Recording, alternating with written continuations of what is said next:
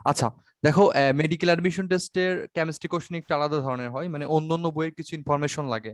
এজন্য আমি তোমাদের অন্যান্য বইয়ের কিছু ইনফরমেশনও দিয়ে দেবো, যেমন এটা দেবো আর কি এক্সট্রা ইনফরমেশন হিসেবে, সেটাও তোমাদের পড়ে ফেলতে হবে।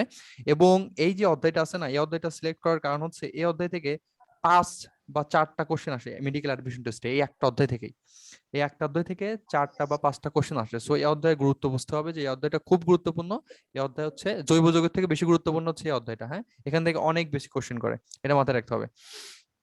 আচ্ছা, তোমরা দেখো, তো প্রথমত এখানে ইলেকট্রন বিন্যাসের যে একটা শ্রেণী বিন্যাস করছে, এটা হচ্ছে জাস্ট 1869 খ্রিস্টাব্দে এটা মেন্ডেলিভ আছে, যেটা মেন্ডেলিভ 63টি মৌলকে পারমাণবিক কিসের ভিত্তিতে, ভরের ভিত্তিতে ভাগ করে। কি করে, যে 12টি পর্যায় আর 8টি গ্রুপ। শেষ, এটা জাস্ট জানবা যে মেন্ডেলিভের যে একটা পর্যায় সারণী ছিল, সেখানে কয়টা গ্রুপ ছিল আর কয়টা পর্যায় ছিল। 12টা ছিল পর্যায় আর 8টা কি ছিল, গ্রুপ ছিল। এটা জানলে হবে। তারপরে এই যে দীর্ঘাকার একটা পর্যায় সারণী তৈরি করা হয়, এর নাম হচ্ছে আধুনিক পর্যায় সারণী। এবং এটা হচ্ছে সবচেয়ে ইম্পর্টেন্ট, এবং একে বলা হয় বোরের পর্যায় সারণী। একে কি বলা হয়, বোর্ডের পর্যায় সারণী। এটা সবচেয়ে ইম্পর্টেন্ট। পরীক্ষায় যদি দিয়ে দেয় যে বোর্ডের পর্যায় সারণীর ক্ষেত্রে কয়টা পর্যায় আর কয়টা গ্রুপ, তোমাদের কিন্তু এটা পারতে হবে। দেখো, বোর্ডের ক্ষেত্রে হচ্ছে 7টা পর্যায়, 18টি গ্রুপ। 18টি গ্রুপ। এটা মানে আমরা যেটা আর কি পড়তেছি আর কি, ঠিক আছে। এটা হচ্ছে আধুনিক বা বোর্ডের ক্ষেত্রে। তাহলে বোর্ডের ক্ষেত্রে হচ্ছে 7টা পর্যায়, 18টা গ্রুপ। আর যদি বলা হয় ম্যান্ডেলিভ, সে তো অনেক আগে বানাইছে, তার ক্ষেত্রে কয়টা, 18টা পর্যায়, 8টা গ্রুপ। এটা হচ্ছে প্রথম পেজের ইনফরমেশন। এবং এখানে একটা কোশ্চেন 5 স্টার আমি দিছি, সেটা হচ্ছে এটা, যে এই যে আধুনিক পর্যায় সারণী তৈরি করছে, এটার ভিত্তি কি। মনে করো যে কেন ইলেকট্রন হাইড্রোজেনের পরে বিন্যাস। হিলিয়াম দিছে, বা লিথিয়ামের পরে কেন বেরিলিয়াম দিছে, এর কারণটা কি। এর ভিত্তি হচ্ছে ইলেকট্রন বিন্যাস। এটা 9-10 করছো তোমরা। তাহলে আধুনিক পর্যায় সারণীর ভিত্তি হচ্ছে কি, মৌলের ইলেকট্রন বিন্যাস। মৌলের ইলেকট্রন বিন্যাস আর হচ্ছে পারমাণবিক সংখ্যা। ঠিক আছে, মৌলের ইলেকট্রন বিন্যাস, পারমাণবিক সংখ্যা হচ্ছে কি এই আধুনিক পর্যায় সারণীর ভিত্তি। ঠিক আছে, এটা হচ্ছে 5 স্টার দিছি। ওকে, এটা তোমরা পিডিএফ পেয়ে যাবে ক্লাস শেষে, আমি এটার পিডিএফ দিয়ে দেবো। এটা হচ্ছে 2021 সালের, মানে তোমরা যখন অ্যাডমিশন টেস্ট দিবা 21 সালে, এই বই থেকেই তোমাদের কোশ্চেন হবে, বই আর চেঞ্জ হবে না। ঠিক আছে, তাহলে এটা হচ্ছে ভিত্তি। একটা হচ্ছে পারমাণবিক সংখ্যা, একটা হচ্ছে কি ইলেকট্রন বিন্যাস। এই যে দেখো, আমরা 10 স্টারের টপিক পেয়ে গেছি। হ্যাঁ, 10 স্টার কিন্তু একদম ফরজ। 10 স্টার যেগুলো দেবো সেগুলো ভাববা যে পরীক্ষায় চলে আসছে এরকম। তো এখানে 10 স্টার এস ব্লক মানে কি, এস ব্লক মানে সর্বশেষ যে ইলেকট্রনটা, সর্বশেষ যে ইলেকট্রনটা, যেমন এটার ক্ষেত্রে হিলিয়ামের ক্ষেত্রে 1s2 ইলেকট্রন বিন্যাস এটা। তাহলে এখানকার যে সর্বশেষ ইলেকট্রনটা, সেটা যদি এস অরবিটালে যায় তার নাম হচ্ছে এস ব্লক। যদি এটা ডি অরবিটালে যায় তার নাম হচ্ছে কি, ডি ব্লক। যদি এটা এফ অরবিটালে যায় এর নাম কি, এফ ব্লক। যেহেতু এগুলা দেখবা গ্রুপ 1 আর গ্রুপ 2 এগুলার অধিকাংশগুলো কি এস ব্লকে সর্বশেষ ইলেকট্রন গেছে, এই জন্য এদের বলা হয় এস ব্লক মৌল। পরীক্ষায় যেটা আসবে সেটা হচ্ছে এটা, যে এস ব্লক মৌলের সংখ্যা কয়টা। অ্যান্সার হচ্ছে 14টা। এটা ইন্টারে আসতে পারে, অ্যাডমিশন টেস্টেও আসতে পারে। এস ব্লক মৌলের সংখ্যা কয়টা, 14টা। এবং পর্যায় সারণীর গ্রুপ 1 আর গ্রুপ 2 এটা হচ্ছে কি এস ব্লক মৌল।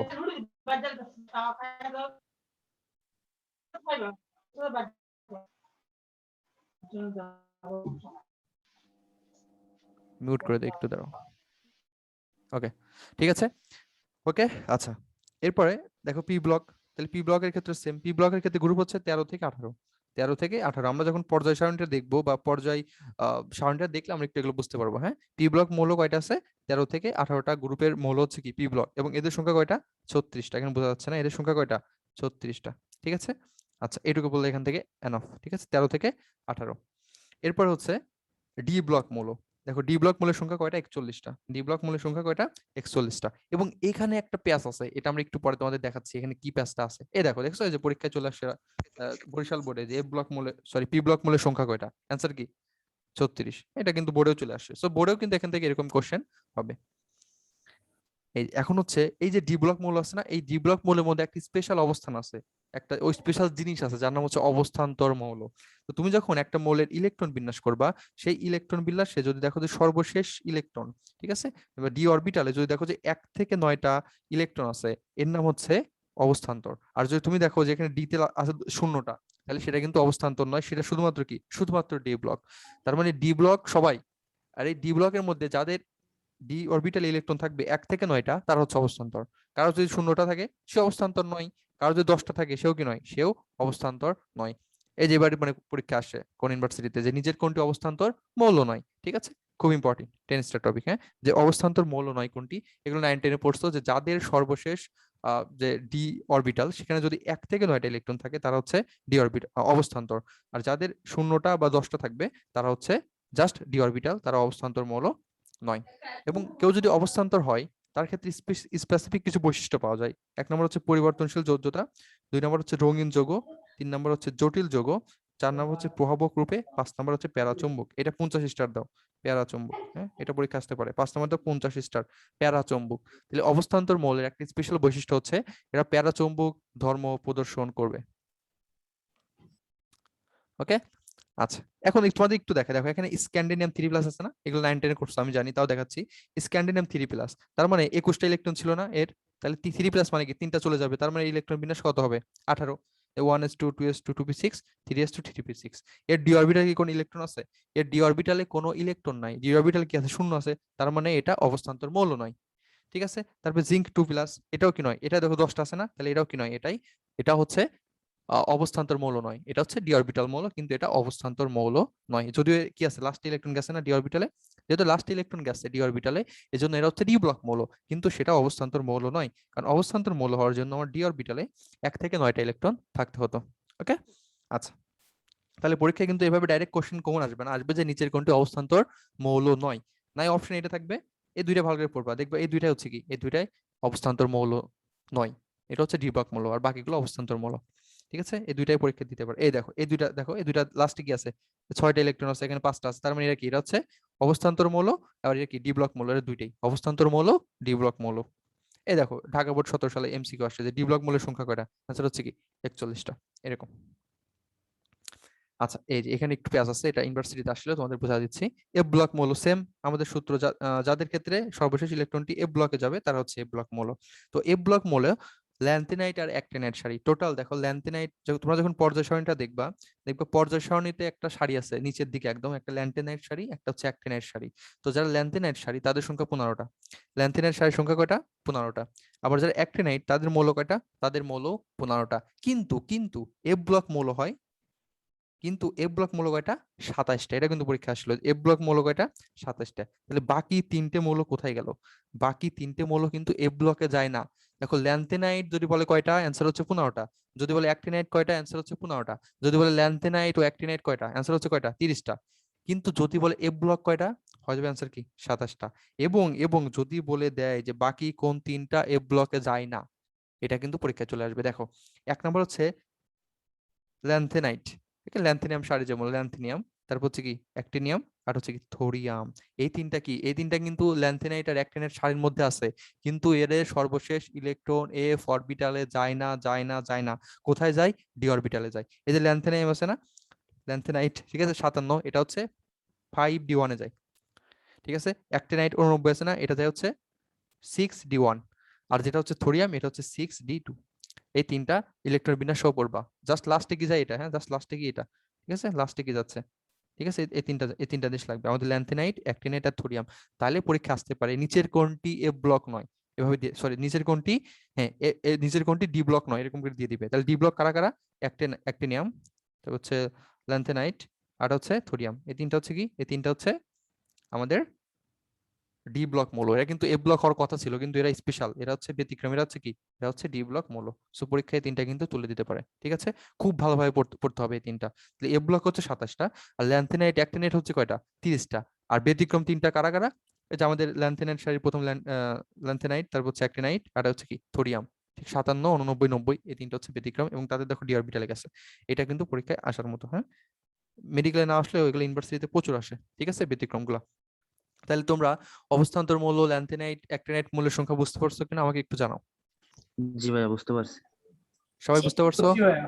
ওকে, ঠিক আছে। জি ভাইয়া, আচ্ছা, জি ভাইয়া, বুঝতে পারছি। আচ্ছা এরপর একটা টপিকের নাম দেখো, এটার নাম হচ্ছে অন্ত অবস্থান্তর মৌল। আমরা এর আগে কি করছি, শুধু অবস্থান্তর মৌল। যখন বলবে শুধু অবস্থান্তর মৌল, সেটা পাওয়া যাবে হচ্ছে ডি ব্লকের ক্ষেত্রে। আর যখন কথা চলে আসবে অন্ত অবস্থান্তর মৌল, সেটা পাওয়া যাবে হচ্ছে কার ক্ষেত্রে, এফ এর ক্ষেত্রে। ওকে, এবং এটা মেডিকেল 17 সালে আসছিল। দেখো কোশ্চেনটা এরকম যে অন্ত অবস্থান্তর মৌল এর ইংলিশ হচ্ছে ইনার ট্রানজিশনাল এলিমেন্ট। নাম কি, ইনার, এখানে ইনার লেখা নাই, আমি লিখে দিচ্ছি ইনার বা অন্ত, ট্রানজিশনাল হচ্ছে অবস্থান্তর, এলিমেন্টস মানে কি মৌল। ইনার ট্রানজিশনাল এলিমেন্টস কয়টা, দেখো আমরা টোটাল কয়টা পড়লাম, আমরা কিন্তু এখান থেকে তোমার যে ল্যান্থেনাইট, তারপর হচ্ছে অ্যাক্টিনাইট, থোরিয়াম এগুলো পড়ছিলাম না, এগুলো হচ্ছে ডি ব্লক মৌল ছিল।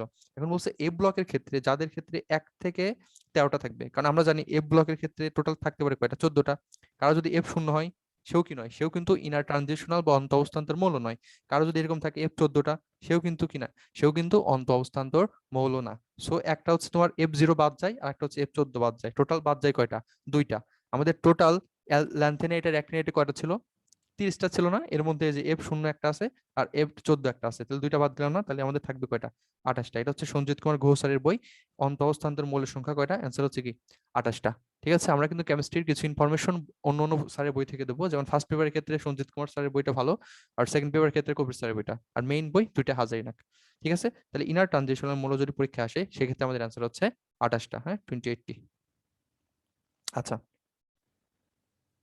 ওকে, এখানে তোমার হচ্ছে জেনে নাও বলছে, এগুলো আমরা একটু আমার ভিডিওতে এগুলোর খুব ডিটেলস দেওয়া আছে। ঠিক আছে, যে এজ কোনটার ক্ষেত্রে কেমনে আমরা গ্রুপ বের করব, আমার ভিডিও দেখলে আর তোমাদের কিছুই লাগবে না, জাস্ট এটা একটু নিশ্চয় জানা রাখো যে এফ ব্লক মৌলসমূহের ক্ষেত্রে গ্রুপ সংখ্যা কেমন।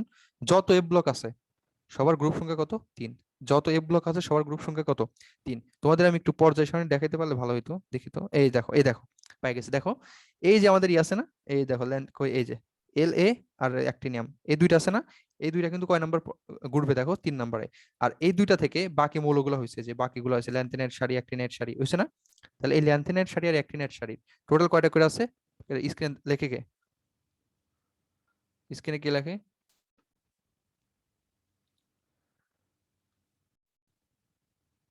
ঠিক আছে,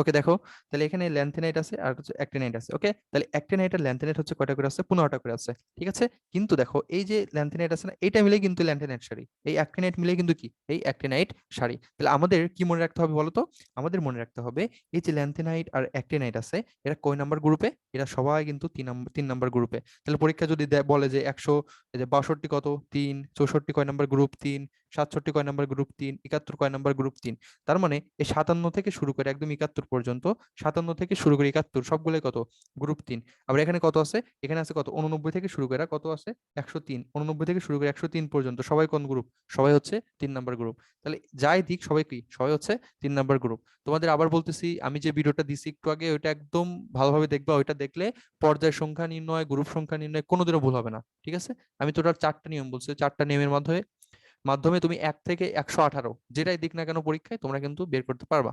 ঠিক আছে, আচ্ছা ওই ভিডিওটা মাস্ট দেখবা, হ্যাঁ।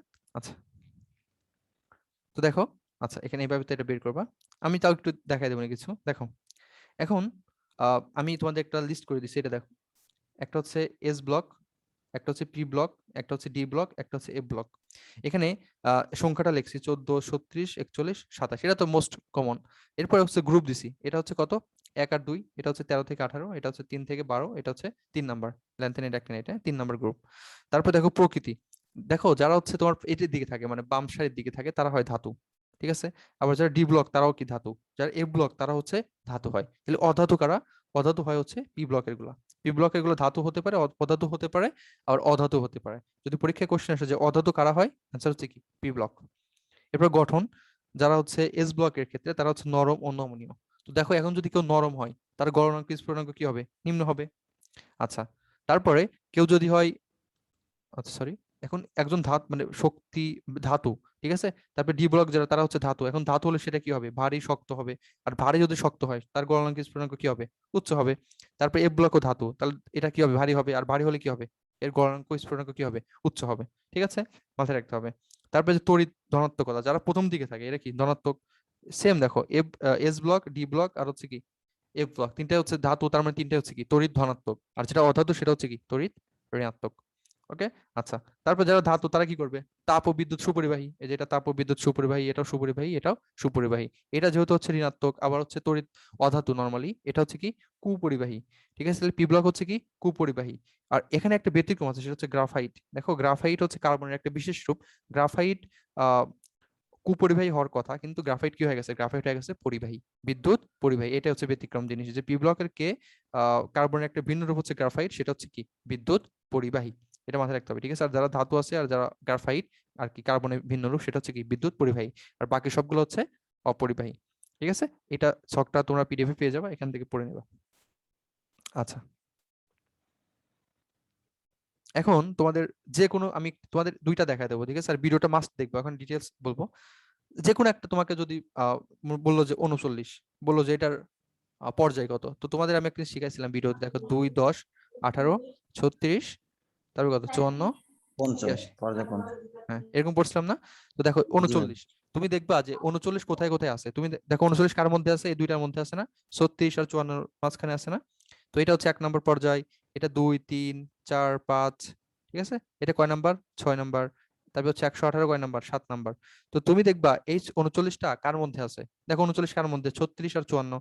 তাহলে এটার পর্যায় হবে এই 5 নাম্বারটা, নিচেরটা হবে কি? নিচেরটা হবে পর্যায়। তাহলে আমি তোমাদের একটা ধরি, আবার বলতেছি, দেখো 39 আছে না? 39 কার কার মাঝখানে আছে? 36 আর 54 মাঝখানে। 36 আর 54 মাঝখানে। তো এই দুইটার মাঝখানে যেটা নিচে সেটা হবে পর্যায় সংখ্যা, হবে এটার পর্যায় সংখ্যা। তাহলে নিচেরটা কত? 5 নাম্বার পর্যায়। তাহলে এটা হবে 5 নাম্বার পর্যায়। তোমাদের আমি একটা দেই, বলো তো, একটু বড়গুলাই দিই। আচ্ছা বলো তো, 47 এটা ধরলাম, বলো তো 47 এটা কি হবে? কত পর্যায় হবে? পঞ্চম পর্যায়। পঞ্চমই হবে। ফাইভ। এই দুইটার মাঝখানে আছে না? পাঁচ পঞ্চম পর্যায়ে। হ্যাঁ ভেরি গুড। হ্যাঁ এই তো এগুলো পারবা না? পর্যায়ে পারবা না? পারবো। আর গ্রুপ 11 না? গ্রুপও ঠিক আছে, হ্যাঁ পর্যায়ে গ্রুপ 11 হ্যাঁ হ্যাঁ গ্রুপও, যারা ভিডিও দেখছো তারা পারতেছো, যারা দেখো জি নাই ভাইয়া, তোমাদের জন্য অনেক এক, সহজ। 47 থেকে উপরের যে হ্যাঁ পর্যায়ে হ্যাঁ 36 সেটা বাদ দিয়ে গেলে 47 যেটা থেকে থাকবে। হ্যাঁ 36 যেমন বাদ। আমরা দেই একটা, মনে করো হচ্ছে তোমার মানে একটা দেই 57 দিলাম, হ্যাঁ 57। তো তুমি দেখবা যে এইটার আগের নিষ্ক্রিয় মূলকে, পর্যায় 6। ঠিক আছে, এটার আগের নিষ্ক্রিয় মূলকে এটা দেখতে হবে। ছয় নম্বর তারপর দেখো আমরা পর্যায়ে। কিন্তু আরেকটা 6 জিনিস নম্বর শিখছি, পর্যায়ে। যে যারা 57 থেকে 71, বা যারা হচ্ছে তোমার 89 থেকে 103, এটা সবাই কয় নাম্বার গ্রুপ? এটা সবাই 3 নাম্বার গ্রুপ। এটা কিন্তু আমরা শিখে ফেলছি। জি তোমাদের যদি আমি একটু দেই, মনে করে দিলাম হচ্ছে 31, এটা দিলাম, তাহলে কি করবা? দেখবা এটার আগে নিষ্ক্রিয় চতুর্থ মূলকে, পর্যায়। এটা থেকে বিয়োগ করবা। এটার আগে নিষ্ক্রিয় মূলকে, এটার আগে নিষ্ক্রিয় মূলকে 4 নম্বর পর্যায়ে 13 নম্বর। আর্গন। 31 এর আগে নিষ্ক্রিয় মূলকে 18 নম্বর, 18 না? আর্গন। 18 আর্গন। তাহলে 18 বিয়োগ করে দাও, কত হয়?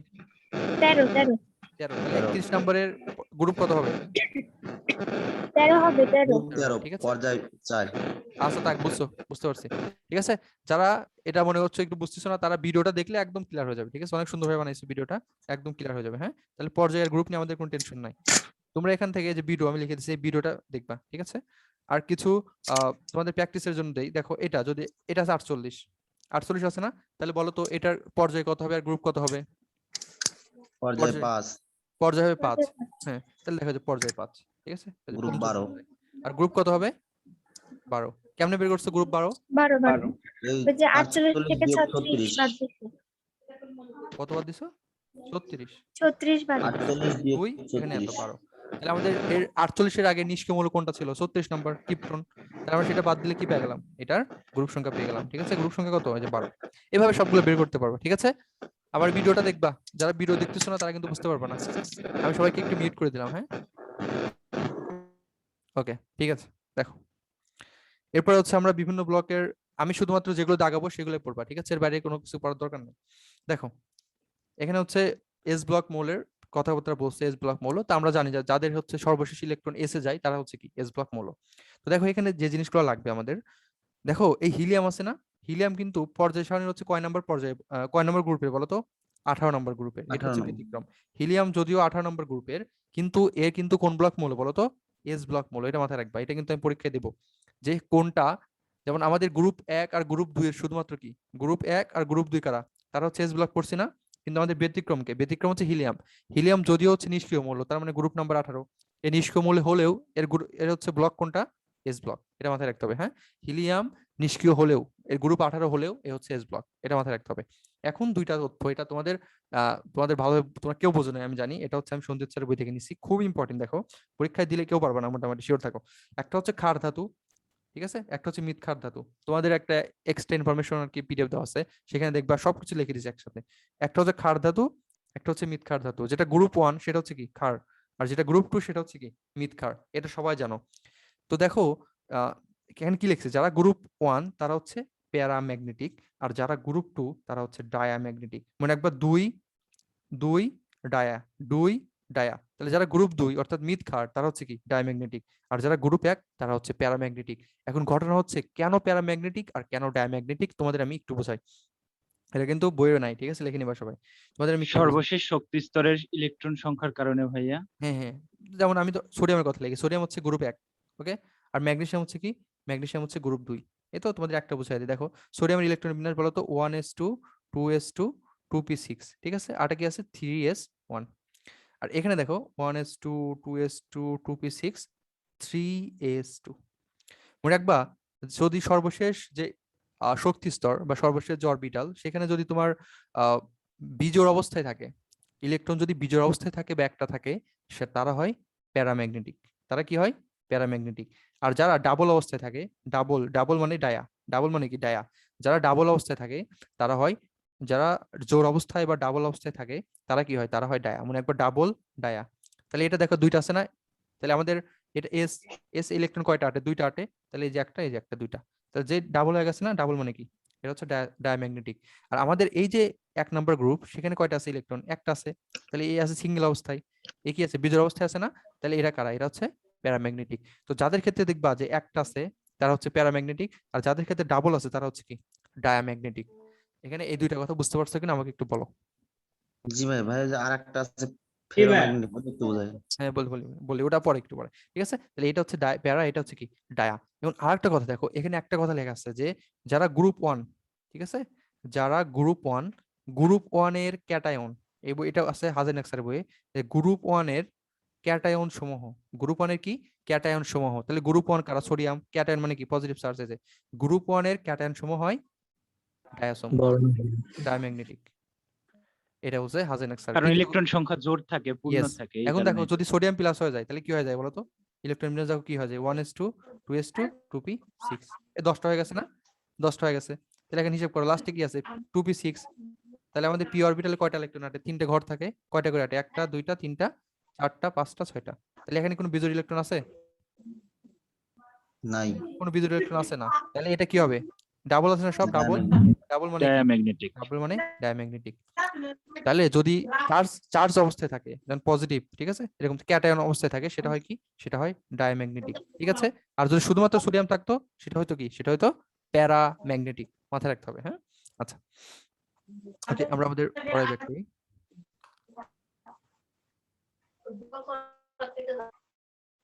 ওকে, ঠিক আছে, তাহলে আমাদের গ্রুপ 1 এটা হচ্ছে কি প্যারাম্যাগনেটিক, আর যারা গ্রুপ 2 তারা হচ্ছে কি, তারা হচ্ছে ডায়াম্যাগনেটিক। তোমরা কি এটা বুঝতে পারছো যে প্যারাম্যাগনেটিক কেন, ডায়াম্যাগনেটিক কেন? জি ভাইয়া। ঠিক আছে, ওকে। আচ্ছা, জি ভাইয়া। এখন এই যে ক্ষার ধাতু কারা কারা, এই নামগুলো একটু পড়বা, ছোটবেলা থেকে পড়তেছো এগুলা ক্ষার। আর এরা হচ্ছে মৃৎ ক্ষার, ঠিক আছে, এটা হচ্ছে কি মৃৎ ক্ষার, আর এটা হচ্ছে ক্ষার, এগুলো পড়বা জাস্ট, অতটা ইম্পর্টেন্ট না। ইম্পর্টেন্ট হচ্ছে এটা, আচ্ছা আচ্ছা, ঠিক আছে। এটা দেখো একে কেন মৃৎ ক্ষার বলা হচ্ছে, কারণ ম্যাগনেসিয়াম আর ক্যালসিয়াম এই দুটো কোথায় পাওয়া যায়, এই দুইটা পাওয়া যায় হচ্ছে মাটিতে। তাহলে কারা কারা মাটিতে পাওয়া যাচ্ছে, ম্যাগনেসিয়াম আর ক্যালসিয়ামের অক্সাইড ও কার্বনেট, অক্সাইড মানে অক্সিজেন যোগ করবা, আর কার্বনেট মানে কি, যে কার্বনেট আয়ন যোগ করবা, ঠিক আছে, এটা। তাহলে ম্যাগনেসিয়াম আর ক্যালসিয়াম মাটিতে পাওয়া যাচ্ছে, এজন্য এদের বলা হচ্ছে মৃৎ ক্ষার, এটা মাথায় রাখবা, ম্যাগনেসিয়াম আর ক্যালসিয়াম। আচ্ছা, এখন সাধারণ ধর্মাবলী বলছে, দেখো সাধারণ ধর্মাবলী আমরা কখন পড়বো জানো, যখন পর্যায় সারণী আমরা পড়ে ফেলবো, বা পর্যায়বৃত্ত ধর্ম যখন পড়বো, 9-10 সবাই পড়ছো যে বাম থেকে ডানে গেলে সব বাড়ে, শুধুমাত্র কমে হচ্ছে পারমাণবিক আকার। তো এটা যদি কারো মনে থাকে, এটা সবগুলাই পারবা, ঠিক আছে।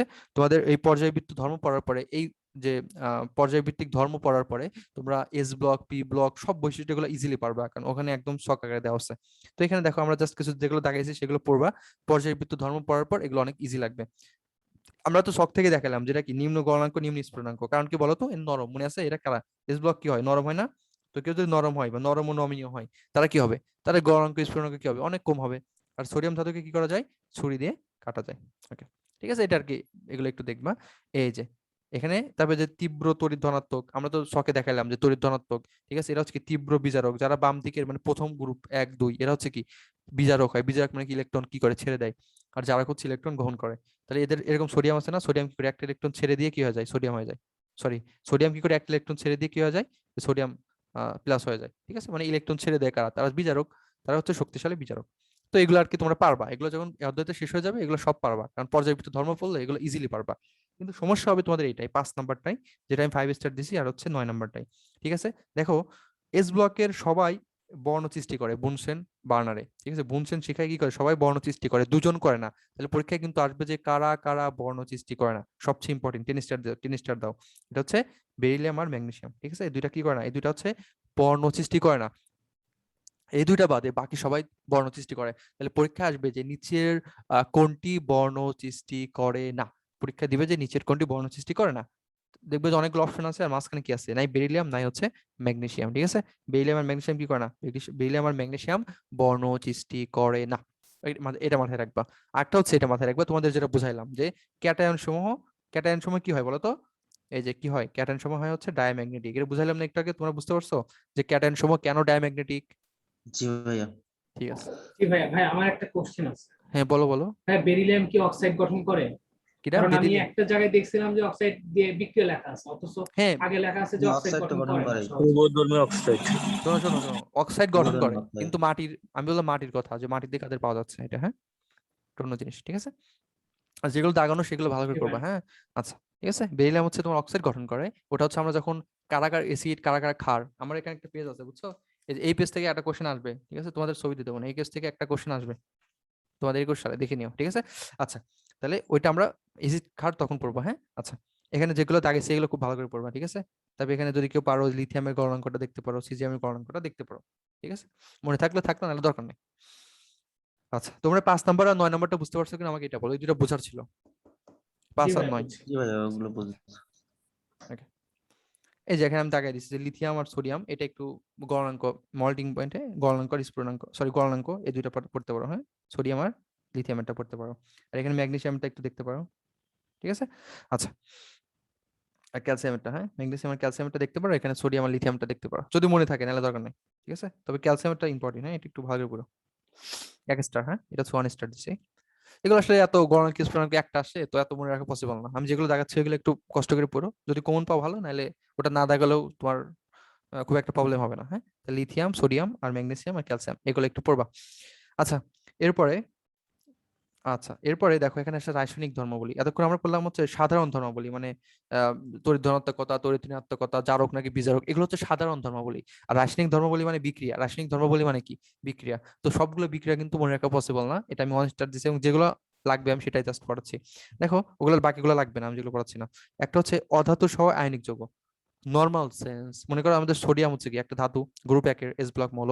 তো এটা যখন একটা অধাতু, ঠিক আছে, অধাতুর সাথে বিক্রিয়া করবে, যেমন হচ্ছে ফ্লোরিন, ক্লোরিন, তখন এরা কি গঠন করবে, আয়নিক বন্ধন গঠন করবে, এটাই বলছে। যেমন সোডিয়ামের সাথে ক্লোরিন, সবচেয়ে ইম্পর্টেন্ট যেটা, সোডিয়াম আর ক্লোরিন কি গঠন করে, সোডিয়াম ক্লোরাইড বা লবণ, হ্যাঁ, সোডিয়াম ক্লোরাইড। এটা হচ্ছে কি গ্রুপ 1 এস ব্লক মৌল। এটা কি করতেছে, অধাতুর সাথে, ক্লোরিন একটা অধাতু, এর সাথে কি বিক্রিয়া করতেছে, আয়নিক বন্ধন, হ্যাঁ, মানে ইলেকট্রন আদান প্রদান, ঠিক আছে? আয়নিক বন্ধন মানে কি, ইলেকট্রন আদান প্রদান। আচ্ছা, জাস্ট এই 1 নম্বর পয়েন্টটা পড়বো যে আয়নিক যৌগ গঠন করে। তারপর এখানে 2, 3 এগুলো লাগবে না। তারপর এটা লাগবে যে পানি সহ বিক্রিয়া।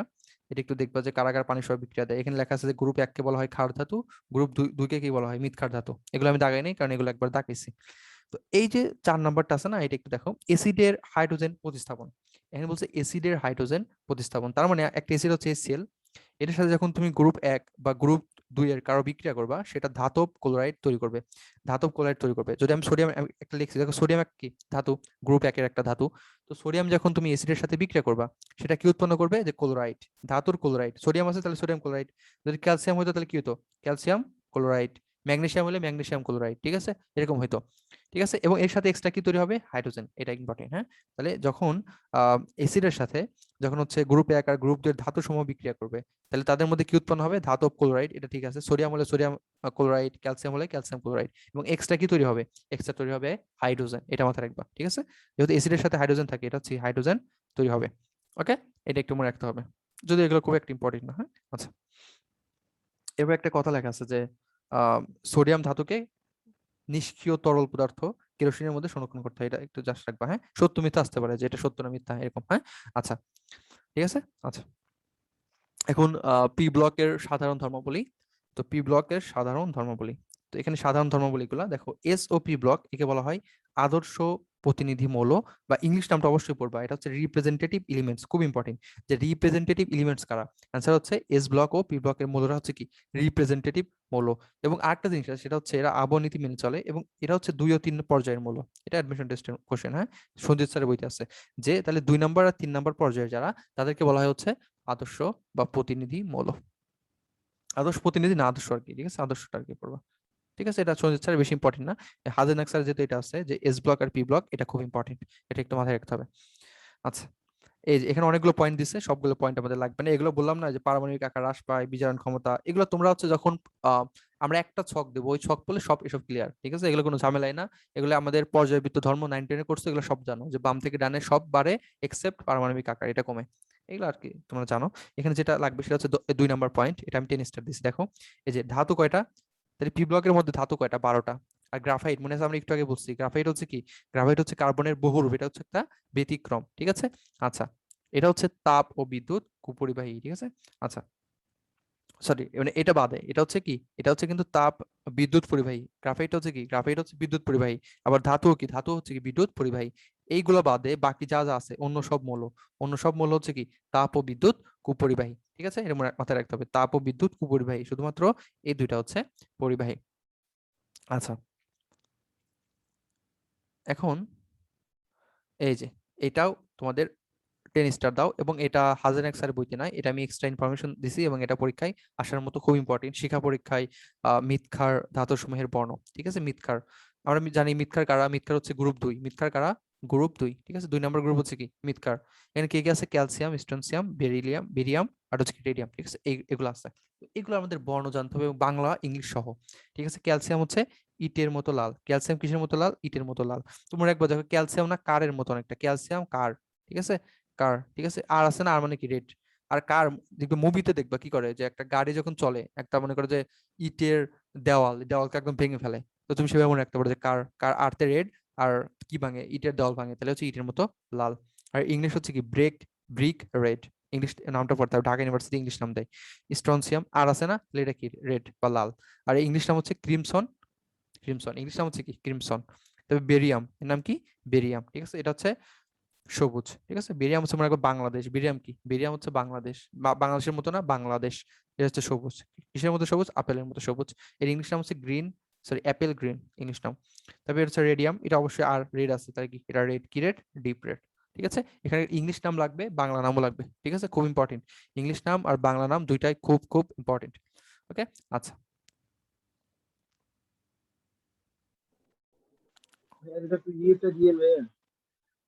হুম হুম হুম, আমি দেখতেছি যে কারা কারা ক্লাস করে না, যারা যারা ক্লাস করতেছে না ওরা ওইরকম ভাবে চান্স পাবে। আচ্ছা, এখন আমরা 8 আর 9 এই দুইটা আসছি, দেখো এই যে আমরা 9 নম্বরটা একটু আগে বললাম, যে নিজেদের মধ্যে কি করে সমযোজী, যেমন হচ্ছে ফ্লোরিন আর একটা ফ্লোরিন, তাহলে ফ্লোরিন 2 প্লাস, সরি ফ্লোরিন এটা হচ্ছে একটা সমযোজী। কিন্তু যখন একটা ধাতুর সাথে বিক্রিয়া করবে, যেমন ফ্লোরিন একটা অধাতু, একটা ধাতু হচ্ছে সোডিয়াম, হয়ে যাবে কি সোডিয়াম ফ্লোরাইড, এটা হচ্ছে কি, এটা হচ্ছে একটা আয়নিক যৌগ, ঠিক আছে, এরকম। আচ্ছা, তারপরে এখানে বাকিগুলো একটু দেখবা। আচ্ছা, তারপরে দেখো পি ব্লকের এখানে কিছু কথা লেখা আছে, আমি এটা ফুল একদম মনে করি 100 স্টার দিছি, ঠিক আছে, এখানে 100 স্টার দিছি, খুব ইম্পর্টেন্ট এই জিনিসগুলা, ঠিক আছে। এই জিনিসগুলো এখানে কি কি জিনিস আছে আমাদের একটু দেখতে হবে। দেখো প্রথম হচ্ছে আমাদের 15 নাম্বার গ্রুপ, ঠিক আছে, সরি এটা 17 নাম্বার গ্রুপ, একে বলা হয় হচ্ছে সামুদ্রিক লবণ প্রস্তুতকারণ, এগুলো হ্যালোজেন। কারা কারা আছে হ্যালোজেন, এই পাঁচটা হচ্ছে কি, পাঁচটা হচ্ছে হ্যালোজেন, তো মেইনলি 4টা, ঠিক আছে, মেইনলি হচ্ছে 4টা হ্যালোজেন, প্রথম 4টা, ঠিক আছে, অনেকে এটাকে ধরে না। আচ্ছা, এটা হচ্ছে পড়বা সামুদ্রিক লবণ উৎপন্নকারী। এরপর হচ্ছে চালকোজেন, ঠিক আছে, চালকোজেন কারা, গ্রুপ 16, চালকোজেন পি ফর্মিং, ঠিক আছে, এগুলো সরি অরি ফর্মিং, এগুলো আকরিক সৃষ্টিকারী মৌল। কারা কারা মনে রাখবে, এটা ও এসএসসি তে, ঠিক আছে, মনে করো ওএসএসসি তে জিপি5 পাইছে এরকম আর কি।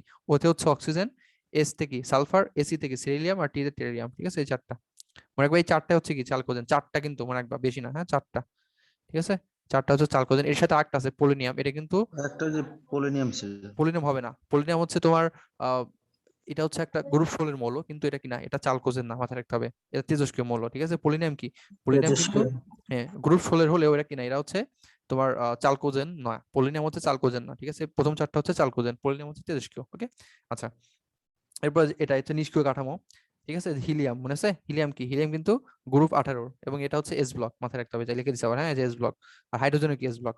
ওকে, এটা হচ্ছে রাসায়নিকভাবে নিষ্ক্রিয়, এদেরকে বলা হয়, অনেকগুলো নাম আছে, আমি গ্রুপ 18 যখন পড়াবো তখন লিখে দেবো। ঠিক আছে, এই প্যারাটা কিন্তু 10 স্টার, সরি 100 স্টার, খুব ইম্পর্টেন্ট।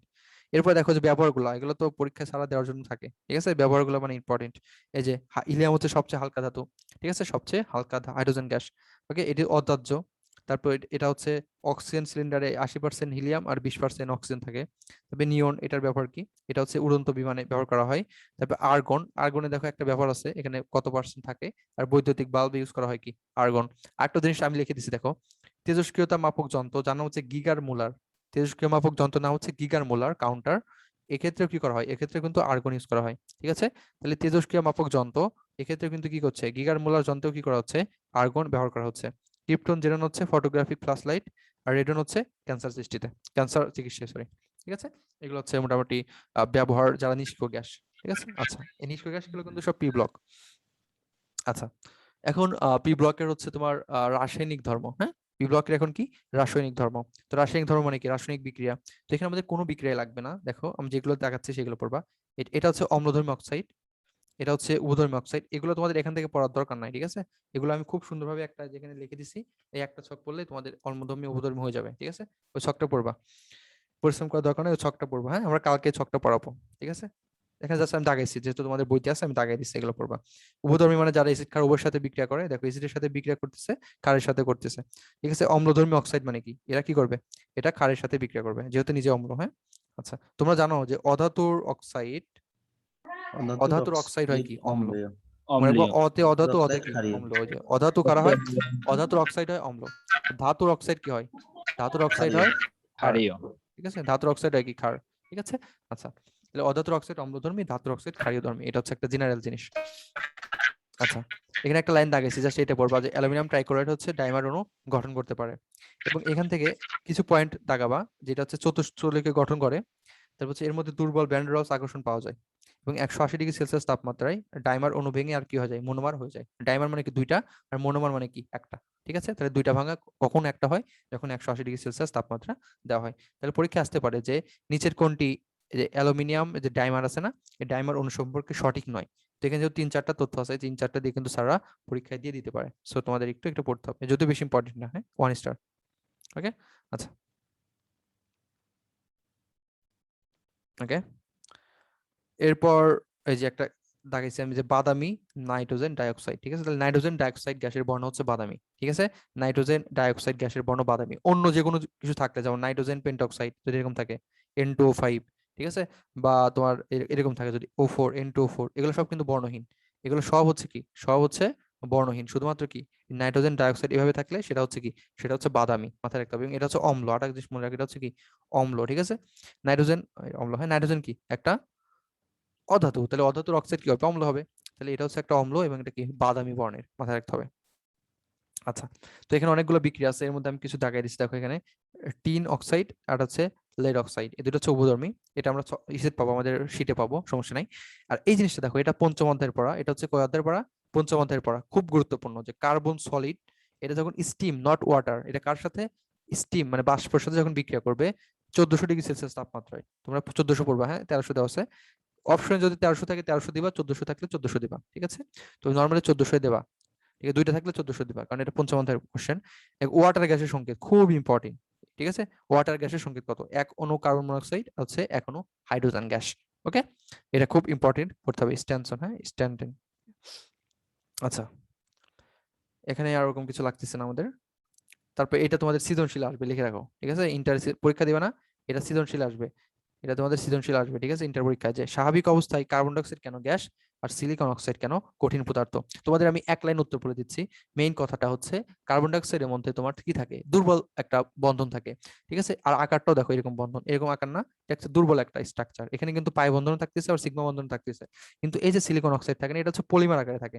পলিমার আকারে থাকে মানে কি, এটা অনেকজনের সাথে থাকে। যেমন একটা সিলিকন পরমাণু 4টা অক্সিজেনের সাথে থাকে, আবার একটা অক্সিজেন কি করে 2টা সিলিকনের সাথে থাকে, মানে একটা শক্তিশালী বন্ধন তৈরি করে। এজন্য এটা হয় কঠিন, আর এটা হয় কি গ্যাস। বন্ধন দুর্বল, এর বন্ধন কি অনেক শক্তিশালী, পলিমার আকারে থাকে। তো এখানে একটা জিনিস আছে যে কার্বন ডাইঅক্সাইড শুষ্ক বা কঠিন কার্বন ডাইঅক্সাইড, এর গলনাঙ্ক কত, এর গলনাঙ্ক হচ্ছে -56°C এবং একে কি বলা হয় শুষ্ক বরফ। তাহলে পরীক্ষায় যদি দেয় যে শুষ্ক বরফের অপর নাম কি, অ্যান্সার হচ্ছে কি কার্বন ডাইঅক্সাইড। ওকে, আর শুষ্ক বরফের গলনাঙ্ক কত, -56°C। এই তথ্যটা আমাদের পড়ে ফেলতে হবে। এই যে হ্যাঁ, এই যে তারপর হচ্ছে গলনাঙ্ক আর স্ফুটনাঙ্ক দেওয়া আছে, দুইটাই পড়বা। হ্যাঁ, আচ্ছা, সিলিকন ডাইঅক্সাইড আর কি গলনাঙ্ক দেওয়া আছে, স্ফুটনাঙ্ক দেওয়া আছে, দুইটাই আমাদের লাগবে। আচ্ছা, এরপরে একটা তথ্য আছে, এটা হচ্ছে হ্যালাইডের আর্দ্র বিশ্লেষণ। বাংলা কথা এক লাইনে, যে যাদের ডি অরবিটাল ফাঁকা থাকবে, যাদের ডি অরবিটাল ফাঁকা থাকবে তারা হচ্ছে আর্দ্র বিশ্লেষিত হতে পারবে, আর যাদের ফাঁকা থাকবে না তারা পারবে না। মনে রাখবা, যারা 2 নাম্বার পর্যায়ের আছে, যারা 2 নাম্বার পর্যায়ের আছে, ঠিক আছে, যারা 2 নাম্বার পর্যায়ের আছে এরা হ্যালাইড গঠন এরা হচ্ছে হ্যালাইডের আর্দ্র বিশ্লেষণ হবে না। যারা 2 নাম্বার পর্যায়ে আছে, তোমাদের পরীক্ষা এরকমই আসবে, দেখবে একটা দিছে কার্বন, তারপরে একটা দিছে নাইট্রোজেন, ঠিক আছে, এরকম কিছু দিয়ে দিছে, আর একটা দেখবে যে সিলিকন দিছে, মানে 3 নাম্বার পর্যায়ে চলে গেছে। যখন দেখবে যে 3 নাম্বার পর্যায়ে গেছে সেটার ডি অরবিটাল ফাঁকা থাকে, আর বাকিগুলোর থাকে না। বইতে একটাই আছে, এটা হচ্ছে CCl4, কার্বন আছে না, কেন্দ্রীয় মৌল। তো কার্বন কেন্দ্রীয় মৌলের ক্ষেত্রে ডি অরবিটাল কোনো ফাঁকা থাকে না, ঠিক আছে, তো ডি অরবিটালই নেই, কি ফাঁকা থাকবে, 2 নম্বরে কোনো ডি অরবিটালই নেই, 2 নম্বর শক্তি স্তরে, তাহলে এটা তো পসিবল না, আদ্য বিশ্লেষিত হইতে পারবে না। সিলিকনের ক্ষেত্রে কি থাকে, সিলিকন হচ্ছে তোমার 3 নম্বর পর্যায়ের মৌল, এবং সিলিকনের ক্ষেত্রে কি ডি অরবিটাল ফাঁকা থাকে, এজন্য এটা আদ্র বিশ্লেষিত হতে পারবে। এই যে সিলিকনের পক্ষে আর অষ্টক সম্প্রসারণ সম্ভব হয়েছে। তোমরা একবার যারা হচ্ছে গ্রুপ 15, গ্রুপ 16, গ্রুপ 17 বা গ্রুপ 14, তাদের ক্ষেত্রে হচ্ছে অষ্টক সম্প্রসারণ হয়। এটা 2 নম্বর অধ্যায়ের টপিক, আমরা 2 নম্বর অধ্যায় ডিটেইলস পড়বো। এটা ভাই খুব আবার একটু ইম্পর্টেন্ট। বলেন। হ্যাঁ, যে কাদের ক্ষেত্রে অষ্টক সম্প্রসারণ হয়, কাদের ক্ষেত্রে অষ্টক সংকোচন হয়। মনে রাখবা, যারা 15 নম্বর, 16 নম্বর, 17 নম্বর গ্রুপের, তাদের ক্ষেত্রে নরমালি কি হয়, অষ্টক সম্প্রসারণ হয়। ওকে, আর গ্রুপ 13 ক্ষেত্রে নরমালি অষ্টক সংকোচন হয়। এটা 2 নম্বর অধ্যায়ের টপিক। হ্যাঁ, আচ্ছা, তার মানে তোমাদের লাস্টে হচ্ছে যাদের শেষ অরবিটাল আছে না, শক্তি স্তর, সেখানে যদি তোমার ইলেকট্রন 8টা না থাকে, মনে করো যে এখানে 6টা আছে, ঠিক আছে, বা তোমার 8টার বেশি থাকে, তারা হচ্ছে অষ্টক সম্প্রসারণ, মানে 8-এর বেশি হয়ে গেছে, ঠিক আছে, তাদের ক্ষেত্রে কি হয়, অষ্টক সম্প্রসারণ হয়। আচ্ছা, ঠিক আছে, এটা আমরা 2 নম্বর অধ্যায় ডিটেইলস পড়বো। হ্যাঁ, সেকেন্ড অধ্যায়। আচ্ছা, এই যে এই জিনিসটা আমরা একটু দাগেছি, এই যে এটা মোটামুটি একটু ইম্পর্টেন্ট, এটা যদি আমরা দাগেছি, দেখো এখানে আছে নাইট্রোজেনের অক্সাইড হচ্ছে 5টা, আর ফসফরাসের অক্সাইড কয়টা, 4টা, ঠিক আছে, নাইট্রোজেনের 4টা, ফসফরাসের কয়টা, নাইট্রোজেনের 5টা, ফসফরাসের 4টা। এখন আরেকটা জিনিস দেখো, গ্রুপ 15 একে বলা হচ্ছে নিকটোজেন। কারণ কি জানো, এর অর্থ হচ্ছে শ্বাসরোধক, এবং এর যে গ্রুপ 15 যে প্রথম যে মৌলটা, এর নাম হচ্ছে নাইট্রোজেন, এই নাইট্রোজেন হচ্ছে কি শ্বাসরোধক, এজন্য একে বলা হয় নিকটোজেন গ্রুপ। এবং এর কারা কারা আছে, এগুলো আছে, এই হচ্ছে নিকটোজেন গ্রুপের, অর্থাৎ গ্রুপ 15 6টি মৌল, ঠিক আছে। আচ্ছা, এই যেটা লাগবে, যে নিষ্ক্রিয় গ্যাসের পর সবচেয়ে বেশি নিষ্ক্রিয় হচ্ছে নাইট্রোজেন, নিষ্ক্রিয় গ্যাসের পর সবচেয়ে বেশি নিষ্ক্রিয় হচ্ছে কি নাইট্রোজেন, এই তথ্যগুলো হচ্ছে 2 স্টার, ঠিক আছে। আচ্ছা, তো পরীক্ষায় যদি এরকম দেয় যে এখানে আছে দেখো ফসফরাসের অক্সাইড কয়টা, 4টা, আর যদি নাইট্রোজেন বলে তাহলে হচ্ছে 5টা। আচ্ছা, এখানে কিছু তথ্য দিচ্ছে, এগুলো তোমাদের অর্গানিক কেমিস্ট্রিতে আছে, যে নাইট্রোজেন যখন 3 বন্ধন দ্বারা থাকে, তাদের বিয়োজন শক্তি কত, তাদের দূরত্ব কত, তাদের হচ্ছে নিষ্ক্রিয় মাধ্যম হিসেবে ইউজ করা যায়, তারপর হচ্ছে 3000°C এটা ভাঙে কি হয়, সক্রিয় হয়ে যায়। সো এখান থেকে আসতে পারে যে নিচের কোন তথ্যটি N2 সম্পর্কে সঠিক নয় বা মিথ্যা, এরকম আসতে পারে। হ্যাঁ, 1 স্টার। আচ্ছা, গ্রুপ 15 মৌলগুলোকে সব পড়তে হবে 6টা। এও 2 স্টার দিছি, তো তোমাদের পড়তে তো হবেই, মানে গুরুত্ব বুঝে পড়তে হবে আর কি। গ্রুপ 17, গ্রুপ 16 এটা বেশি ইম্পর্টেন্ট। হ্যাঁ, আচ্ছা, এই যে ফসফরাসের অষ্টক সম্প্রসারণ হয়েছে, কারণ কি বলতো, এটা কয় নম্বর পর্যায়ের, সরি কয় নম্বর গ্রুপের, 15 নম্বর গ্রুপ না, 15 নম্বর এটা গ্রুপ। অষ্টক সম্প্রসারণ হয়েছে, ঠিক আছে। এই যে কারা কারা গঠন করতেছে, কারা কারা করতেছে না, এগুলো একটু দেখবো। 1 স্টার, এগুলো খুব একটা ইম্পর্টেন্ট না। এই যে এটা ইম্পর্টেন্ট, অক্সাইড গঠন, ঠিক আছে। দেখো NCl3, এন কি গঠন করবে, এন এন কয় নাম্বার পর্যায়ে, 2 নাম্বার পর্যায়ে না, এটা কিন্তু গঠন করবে না, এটা তো ফাঁকা ডি অরবিটাল নাই। নাইট্রোজেনে কি আছে, ফাঁকা ডি অরবিটালে নাই, কারণ নাইট্রোজেনের ডি অরবিটাল থাকার জন্য 3 নাম্বার পর্যায়ের হইতে হয় বা 3 নাম্বার শক্তি স্তরের হইতে হয়। নাইট্রোজেনের শক্তি স্তর কয়টা, 2টা, একটায় 2টা ইলেকট্রন, একটায় কয়টা ইলেকট্রন, 5টা ইলেকট্রন, এর তো 3 নাম্বার শক্তি স্তরে নাই, ডি অরবিটাল কেমনে থাকবে, ঠিক আছে। আচ্ছা, এই যে এটা ইম্পর্টেন্ট, দেখো অক্সাইড গঠন, অক্সাইড গঠন তোমাদের আমি এটা একটু দেখাচ্ছি, অক্সাইড গঠন। হ্যাঁ, আচ্ছা, এটা একটু দেখানো লাগবে। আচ্ছা, দেখো অক্সাইড গঠন আমরা টোটাল বলছি কি বলতো, নাইট্রোজেনের কয়টা অক্সাইড হবে, 5টা, নাইট্রোজেনের অক্সাইড কয়টা হবে, 5টা। তো আমরা আগে দেই, নাইট্রোজেন দেই, 1 2 3 4 5, অক্সাইড কয়টা হবে, 5টা, 1 2 3 4 5টা। ওকে, তো এখন দেখো প্রথম ক্ষেত্রে নাইট্রোজেনের হচ্ছে +1, তোমরা কি জানো যে অক্সিজেনের চার্জ কিন্তু এখানে বসবে, যাদব যোজনী, ঠিক আছে, এখানে বসবে। আর নাইট্রোজেনেরটা হচ্ছে এখানে, তাহলে এখানে হচ্ছে 1 বসবে, এখানে কি বসবে 2, এখানে কি বসবে 3, এখানে কি বসবে 4, এখানে হচ্ছে 5। ওকে, আচ্ছা। তো দেখো এই প্রথম দুইটা আছে না, প্রথম যে দুইটা, নিরপেক্ষ। এই দুইটা হচ্ছে নিরপেক্ষ, এই দুইটা হচ্ছে কি, এই দুইটা হচ্ছে নিরপেক্ষ। নিরপেক্ষ। টোটাল অক্সাইড কয়টা? 5টা। এর মধ্যে প্রথম দুইটা হচ্ছে নিরপেক্ষ, আর বাকি 3টা হচ্ছে কি বলতো? অম্লীয়। অম্লীয়। তাহলে প্রথম দুইটা হচ্ছে নিরপেক্ষ আর বাকি দুইটা হচ্ছে অম্লীয়। সবার কিন্তু এখানে 2 আছে অক্সিজেনের, কিন্তু নাইট্রোজেনের একটা 1 2 3 4 5। ওকে, এভাবে কিন্তু আমাদের পড়া শেষ করতে হবে। দেখো এটাকে কি বলা যায় বলো তো? এটাকে কিন্তু এভাবে লেখা যায় NO2, ঠিক আছে। আচ্ছা, এটা বর্ণ কি বলো তো? এটা বর্ণ হচ্ছে কি? বাদামি। বাদামি। বাদামি মাথায় রাখতে হবে, ঠিক আছে, এটা মাথায় রাখতে হবে। ঠিক আছে, আমাদের এই জিনিসটা একটু মনে রাখতে হবে, স্ক্রিনশট দিয়ে নাও, ঠিক আছে, এটা কিন্তু লাগবে, এটা বইতে এভাবে লিখে রাখবে, তাই তোমাদের মনে থাকবে।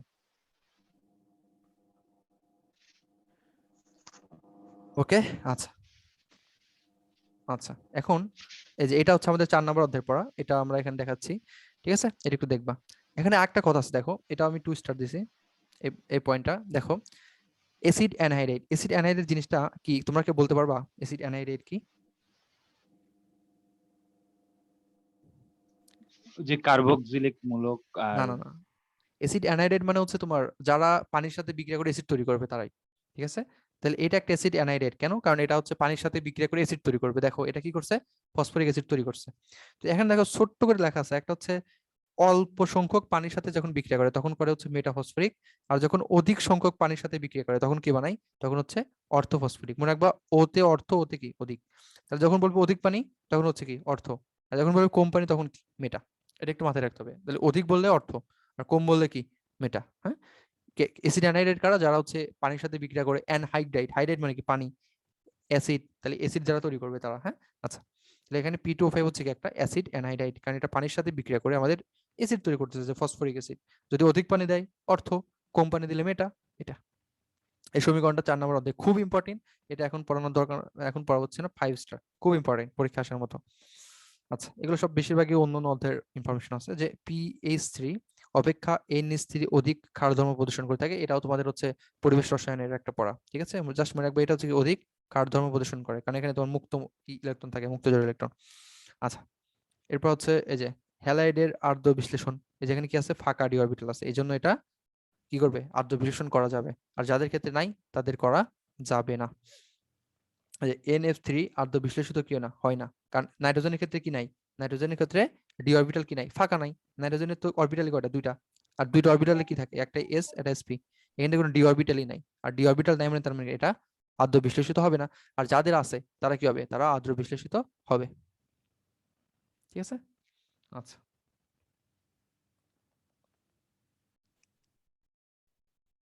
এই যে ঠিক আছে, তাহলে PCl5 কি হবে? PCl5 আর্দ্র বিশ্লেষণ হবে। কারণ কি বলতো? ফসফরাসে কি আছে? ডি অরবিটাল আছে ফাঁকা, জন্য এটা আর্দ্র বিশ্লেষিত হতে পারবে। আর যেহেতু আমাদের নাইট্রোজেন নাই, নাইট্রোজেন হতে পারবে না। আচ্ছা, এরপর হচ্ছে গ্রুপ 16। এটা আমরা একটু আগে পড়ছি, যে চালকোজেন কারা কারা। হ্যাঁ, OSSC তে তোমাদের বুঝাইছি। এটা হচ্ছে দ্বিতীয় তড়িৎ ঋণাত্মক মৌল।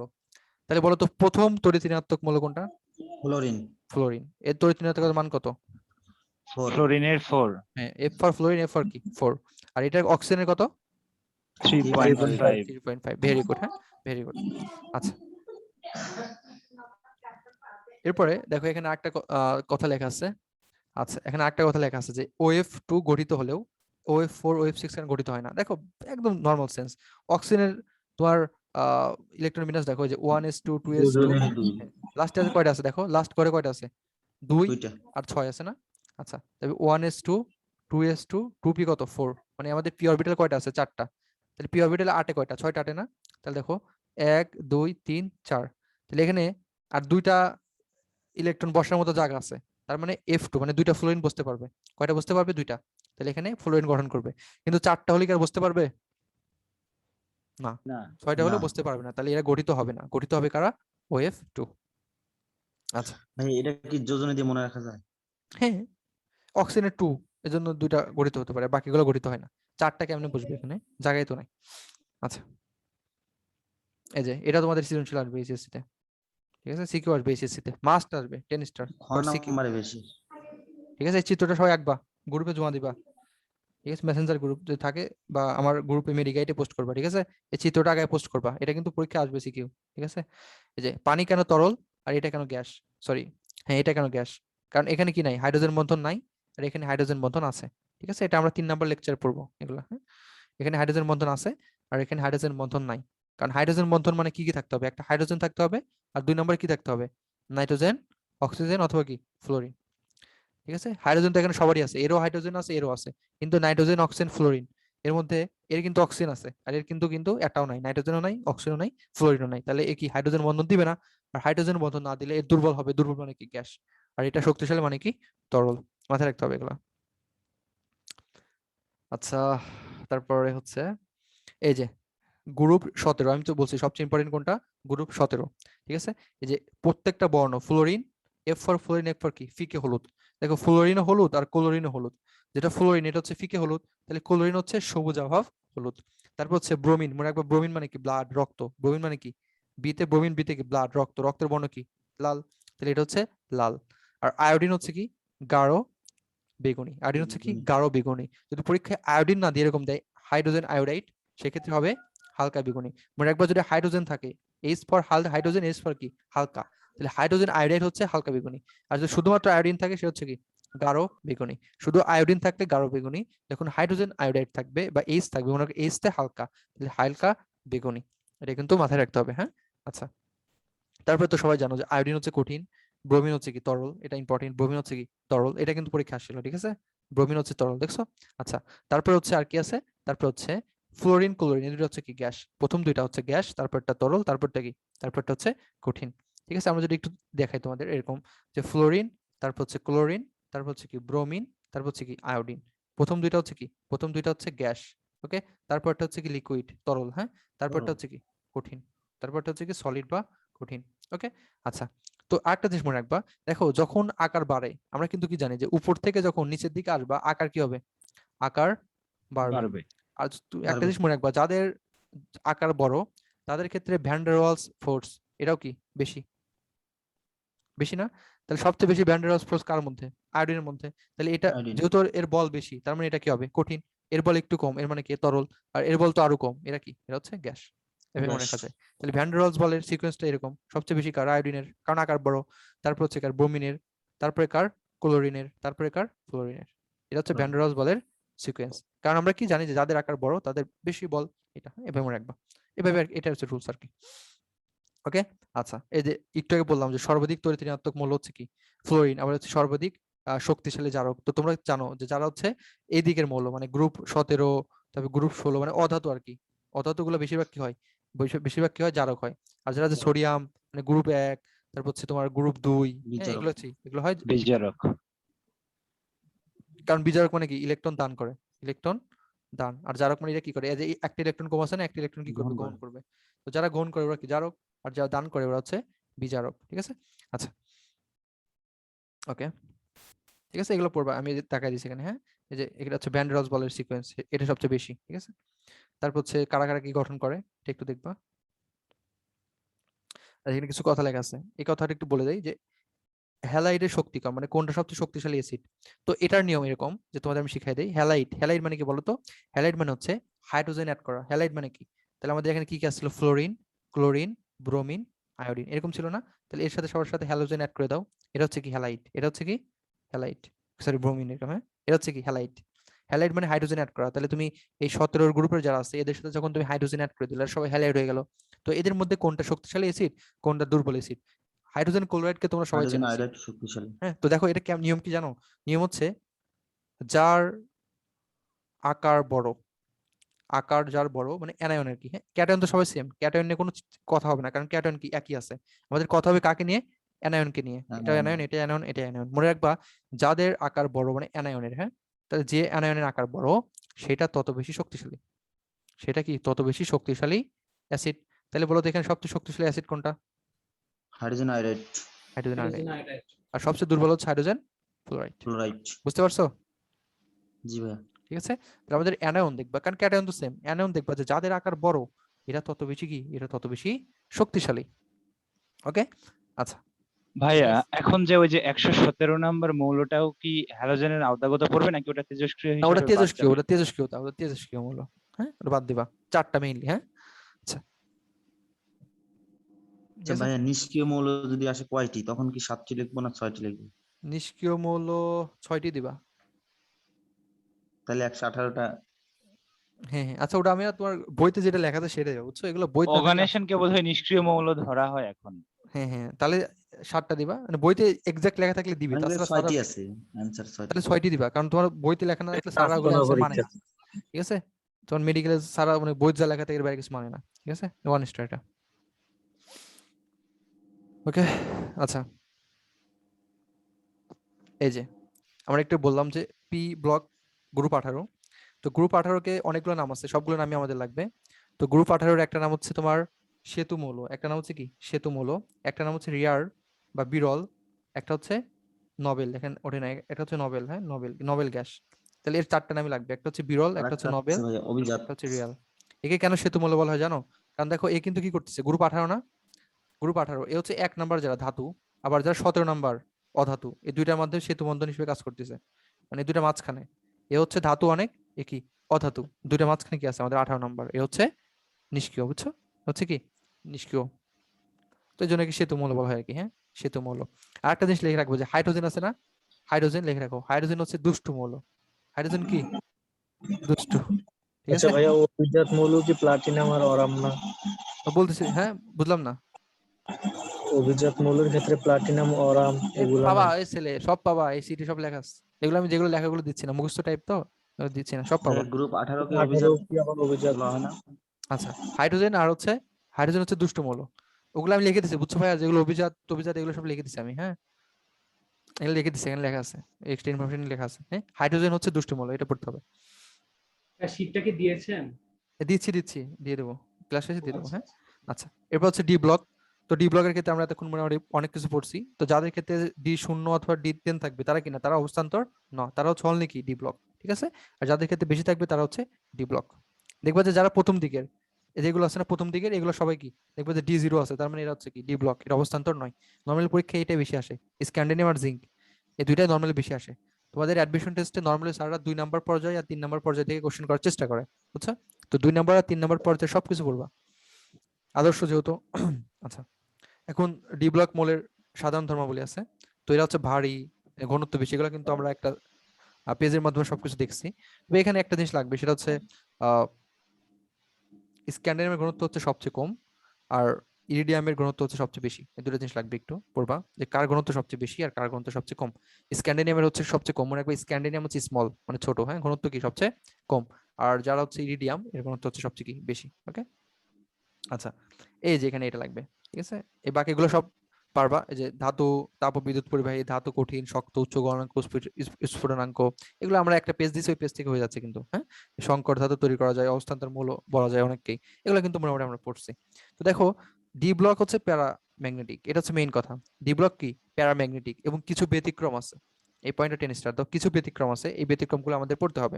আমরা বলছি যে যাদের ক্ষেত্রে বিজোড় ইলেকট্রন পাওয়া যাবে তারা হচ্ছে কি প্যারাম্যাগনেটিক, আর যাদের ক্ষেত্রে ডাবল, ডাবল মানে কি ডায়াম্যাগনেটিক, মানে যাদের ক্ষেত্রে বিজোড় ইলেকট্রন পাওয়া যাবে না, মানে ডাবল অবস্থায় আছে, তারা হচ্ছে কি ডায়াম্যাগনেটিক। ডাবল হচ্ছে কি, ডাবল হচ্ছে ডায়াম্যাগনেটিক। যাদের ক্ষেত্রে ডাবল থাকবে তাদের ক্ষেত্রে হচ্ছে ডায়াম্যাগনেটিক, তারা হচ্ছে ডায়াম্যাগনেটিক হবে। আর যারা হচ্ছে বিজোড় ইলেকট্রন থাকবে তারা হচ্ছে কি প্যারাম্যাগনেটিক। আচ্ছা, এখানে দেখো কিছু ব্যতিক্রম দেওয়া আছে, এগুলো কিন্তু পরীক্ষা আসতে পারে। দেখো এগুলো কেমনে করবা, অনেক ইজি। তোমরা যখন এগুলো ইলেকট্রন বিন্যাস করবা, স্ক্যান্ডিনাম 3+, এটা কিন্তু অবস্থান্তর মৌলই না, ডি অরবিটালে কিছুই নাই, শূন্য। তার মানে এটা কি, এটা জোড়, জোড় মানে কি ডায়াম্যাগনেটিক। তারপর টাইটানিয়াম 2+, সরি 4+, বলতো টাইটানিয়ামের পারমাণবিক সংখ্যা কত? 22 না? টাইটানিয়াম হলো 22, 22। 22। স্ক্যান্ডিনাম হচ্ছে 21, টাইটানিয়াম হচ্ছে 22। তাহলে 22-এর থেকে 4টা বাদ দিয়ে কত হয়? 18। 18 মানে কি? 18। 18 ডি ব্লক পড়েই না। হ্যাঁ, তাহলে ডি ব্লক একদম ভরে গেছে, ঠিক আছে? ডি ব্লক তো নাই, এর সর্বশেষ ইলেকট্রন কি ভরে গেছে না? 18 থাকলে কি পি তে 6টা আছে না? 6টা আছে, তাহলে 6টা থাকলে এটাও কি ডাবল, ডাবল মানে কি ডায়াম্যাগনেটিক। আবার জিঙ্ক 2+, জিঙ্ক 2+ মানে কি এই যে 28টা, 28টা মানে কি ডি ব্লকে কয়টা আছে? 10টা। 10টি। আর 10টা মানে কি একদম ভরে গেছে না? 4, 5। তাহলে যদি ডাবল সব ভরে যায় তাহলে কি হবে? তাহলে এটাও ডায়াম্যাগনেটিক। আবার কপার প্লাস, কপার প্লাসও কয়টা বলো তো? 28 না? কপার প্লাস কয়টা? 28। আর 28 মানে কি লাস্টে কয়টা আছে? 10টা। আর 10টা থাকলে কি পাঁচটা পাঁচটা করে ভরে গেছে না, ডাবল হয়ে গেছে না, আর ডাবল হলে সেটা কি হবে? Diamagnetic। ডায়াম্যাগনেটিক।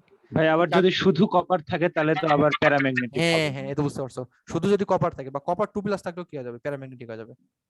শুধু যদি কপার প্লাস থাকে, একটা থাকে, তাহলে সেটা হবে ডায়াম্যাগনেটিক। আমি বললাম না যদি বিজোড় ইলেকট্রন থাকে, তাহলে এই চারটা মনে রাখবা ডায়াম্যাগনেটিক। হ্যাঁ, এই চারটা বাদে বাকি যা আছে সবকিছু হচ্ছে কি?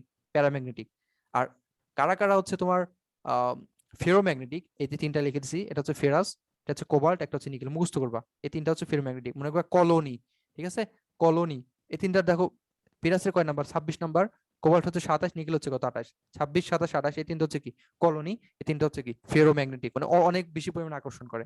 আর যারা ডায়াম্যাগনেটিক তাদের ক্ষেত্রে কি? ডাবল থাকবে। আর যাদের একটা সিঙ্গেল থাকবে বা বিজোড় ইলেকট্রন থাকবে, তারা হচ্ছে কি? প্যারাম্যাগনেটিক। আর এই চারটা হচ্ছে ডি ব্লকের ব্যতিক্রম। আশা করি তোমরা এটা বুঝতে পারছো। এটা কি বুঝতে পারছো? জি ভাইয়া। ঠিক আছে। আচ্ছা, এখানে এই দেখো, এই যে একই জিনিস জিঙ্ক ও অবস্থান্তর মূল্য নয়, এগুলো আর শেখানো লাগবে না, বুঝছো? এই যে 0 আছে আর কি আছে 10 আছে। আচ্ছা, এখানে ডি ব্লক মৌলসমূহের ভৌত ধর্ম, এগুলো রিডিং দিবে, এগুলো খুব একটা ইম্পর্টেন্ট না। আচ্ছা, এখানে কিছু আছে দেখো, এগুলো আসলে সব মুখস্থ করা পসিবল না। আমি দুইটা দেখাই দিচ্ছি, একটা হচ্ছে ফেরাস, একটা হচ্ছে কপার। এই দুইটা একটু পড়বা, যেটার গলনাঙ্ক কত। হ্যাঁ, দুইটা একটু পড়বা, ফেরাসটা আর হচ্ছে তোমার কপার, এই দুইটা একটু পড়বা, ঠিক আছে? আচ্ছা, যদি কেউ পারো সবগুলোই পড়ো, ভালো। সবগুলো পড়তে হলে তো অবশ্যই ভালো, টেকনিক দিয়ে পড়বা, কিন্তু এই দুইটা আর কি বেশি ইম্পর্টেন্ট, সবগুলো তো মনে রাখা যায় না। আচ্ছা, কপার নিকেলে পড়তে পারো, যেহেতু এরা হচ্ছে প্যারাম্যাগনেটিক। কপার নিকেল, তারপর হচ্ছে ফেরাস, কোবাল্ট নিকেল, এগুলো আর কি। তবে ফেরাসটা বেশি ইম্পর্টেন্ট। হ্যাঁ, আচ্ছা, এখানে আবার দিছে আর কি। আচ্ছা, এখানে একটা জিনিস আছে চৌম্বক ধর্ম। তো এই চৌম্বক ধর্ম আমরা বললাম, যদি বিজোড় ইলেকট্রন থাকে, বিজোড় ইলেকট্রন থাকলে সেটা হবে কি? প্যারাম্যাগনেটিক। যদি ডাবল থাকে বা জোড় ইলেকট্রন, ডায়া। সেক্ষেত্রে হচ্ছে কি? ডায়া। আর আমাদের প্যারাম্যাগনেটিক ফেরোম্যাগনেটিক হচ্ছে তিনটা, এটা হচ্ছে ferrous 26, 27, Ferrous, 28। cobalt, ferrous, cobalt, nickel. Nickel. হ্যাঁ, কলোনি হচ্ছে কি? কলোনি হচ্ছে আমাদের সবচেয়ে, কলোনি মানে কি? ফেরোম্যাগনেটিক। কলোনি কিন্তু অনেক শক্তিশালী একটা কলোনি, মানে বোঝো? কলোনি মানে অনেক লোকজন একত্রে একসাথে থাকা থাকে। আর কি। হ্যাঁ, একসাথে থাকে, মানে এদের একত্রে কেউ যদি মারে ওই যে কলোনির ওই যে পরিফেরা পর্বের প্রাণীরা হ্যাঁ হ্যাঁ হ্যাঁ, কলোনি। কলোনি মানে একজনকে যদি মারো সবাই যাবে, মানে এদের বন্ধন অনেক ভালো, তার মানে আকর্ষণ অনেক বেশি। কারা কারা? কোবাল্ট নিকেল, আর হচ্ছে সরি ফেরাস কোবাল্ট নিকেল। হ্যাঁ, কলোনি, লোহা কোবাল্ট নিকেল কলোনি, ঠিক আছে? আচ্ছা, এখানে এক স্প্রিং অযুগ্ম ইলেকট্রন, এখানে চৌম্বক মোমেন্ট পাওয়া যাবে। এখানে বামক হচ্ছে এটা। তাই একমুখী স্পিন মানে অযুগ্ম ইলেকট্রন থাকলে সেটা হবে কি বলতো?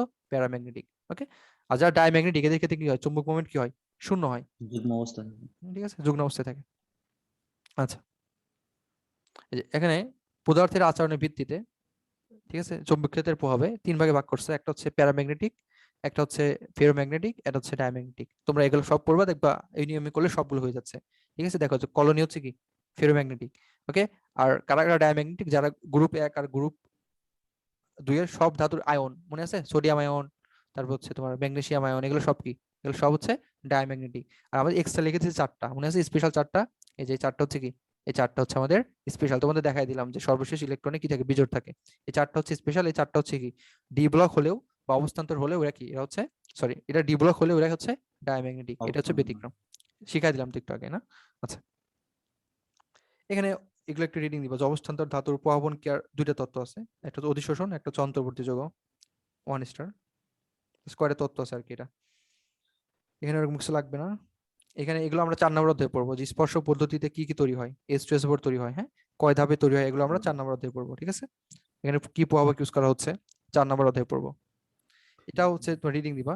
এখানে হচ্ছে যে নাইট্রোজেনের টাস, আচ্ছা, এখানে ফেরাসের কি কি হতে পারে? 2, 3। তারপর হচ্ছে তোমার কোবাল্টের কি হতে পারে? 2, 3। ঠিক আছে, এগুলো নিকেলের 2 হতে পারে, কপারের 1 আর 2 হতে পারে, ঠিক আছে? তারপর হচ্ছে টাইটেনিয়ামের কি হতে পারে? 3, 4। তারপর হচ্ছে ভ্যানাডিয়ামের কি হতে পারে? 4, 5 নরমালি বেশিগুলো। হ্যাঁ, এটা ক্রোমিয়ামেরটা ইম্পর্টেন্ট, যে 2, 3 আর 6, এই তিনটা হচ্ছে সবচেয়ে বেশি হয়। তারপর হচ্ছে ম্যাঙ্গানিজের 2, 4, 7 হতে পারে, এই আর কি। এগুলো একটু রিডিং দিবা। আচ্ছা, এখানে দেখো অবস্থান্তর ধাতুর আয়নের বর্ণ। এখানে কি বলছে? অবস্থান্তর ধাতুর আয়নের বর্ণ। কেউ যদি পারো এগুলো সব পড়ো, এগুলো হচ্ছে 1 স্টার। আর কেউ না পারলে আপাতত এদের দুইটা পড়বে, একটা হচ্ছে ফেরাস, এটা হচ্ছে ফেরিক। Fe2+ মানে ফেরাস, আর Fe3+ মানে কি? ফেরিক। তো দেখো এটা মনে রাখার টেকনিক একটা শিখাই দেই। মনে রাখবা যে সবুজ। হ্যাঁ, মনে আছে রাব্বি? জি ভাইয়া। Fe2+ মানে সবুজ কি? ছেলের সবুজ। নাম। সবুজ। ছেলের 2 পাও। সবুজ আছে না? Fe2+ হচ্ছে সবুজ। তো সবুজ হচ্ছে একটা সবুজ কিন্তু নরমালি মানুষের নাম হয়, হলুদ কিন্তু মানুষের নাম হয় না। আর সবুজ মানে একটা মানুষের নাম, মানুষের কয়টা পা? 2টা পা। তাহলে Fe2+ আছে না, এটা হচ্ছে সবুজ। আর Fe3+ হচ্ছে কি? হলুদ। হ্যাঁ, হলুদ। মাথায় রাখতে হবে। ঠিক আছে, তাহলে সবুজ হচ্ছে মানুষের নাম, তাহলে Fe2+, 2টা পা আছে। আর বাকিটা কি? হলুদ। হ্যাঁ, বাকিগুলো পারলে একটু পড়ো, ইম্পর্টেন্ট। তবে কপারটা নীল, এটা সবাই জানার কথা, কপার হচ্ছে নীল। আচ্ছা, এখন এই যে ডি অরবিটাল যে 5টা সমশক্তি স্তর যদি থাকে তাদেরকে বলে ডিজেনারেট। আর যদি এই যে 5টি ডি অরবিটাল সমশক্তি স্তরে না থাকে, মানে একটা শক্তি এক এক রকম, পার্থক্য থাকে শক্তির, তাকে বলা হয় নন ডিজেনারেট। ওকে, নন ডিজেনারেট। আর যদি শক্তি সেম থাকে 5টার, ডিজেনারেট। আর শক্তি যদি আলাদা আলাদা থাকে তাকে বলা হয় নন ডিজেনারেট। যেখানে লেখা আছে যে শক্তির পার্থক্য ঘটে তাকে বলা হয় নন ডিজেনারেট। ওকে, সংজ্ঞাটা পড়বে আর কি। এখানে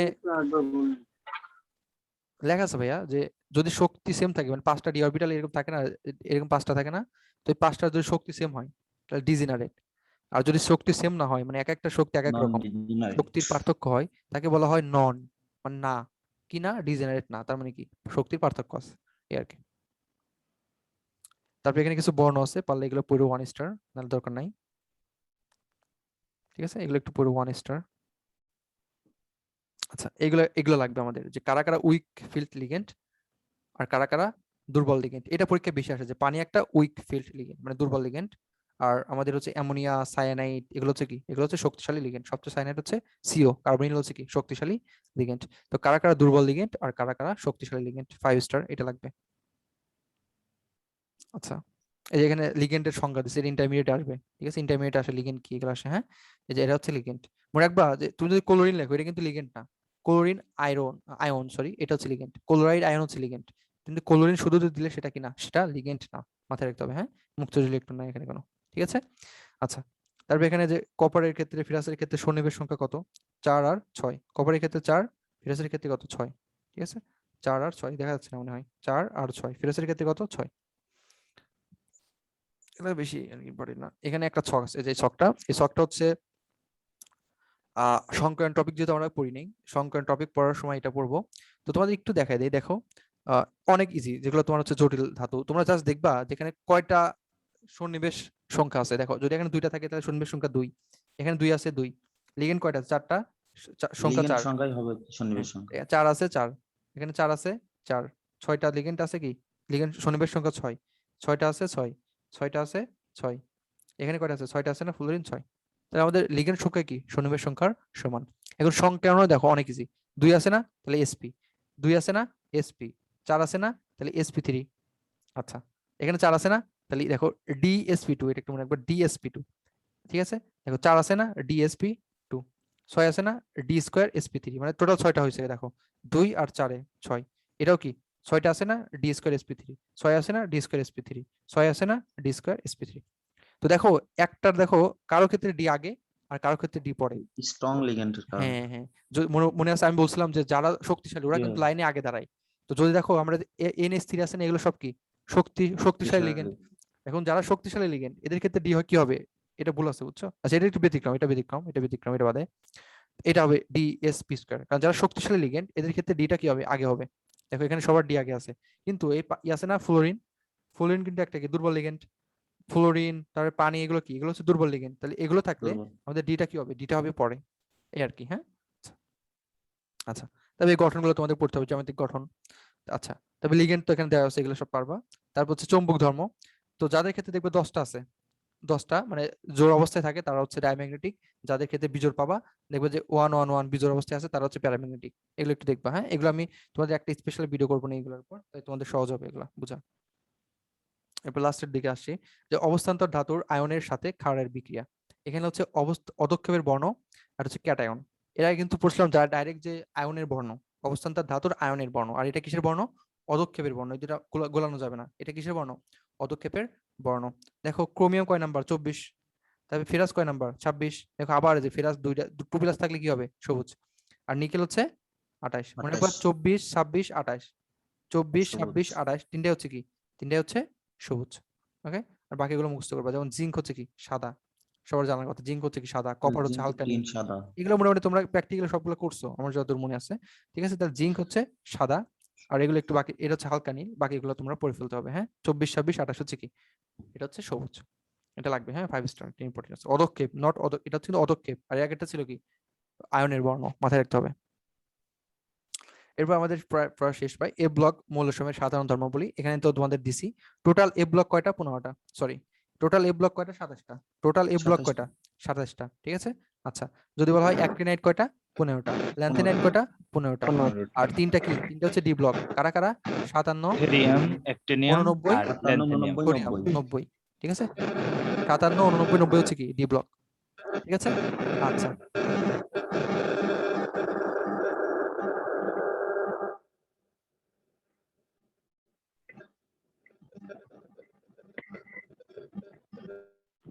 আচ্ছা ঠিক আছে।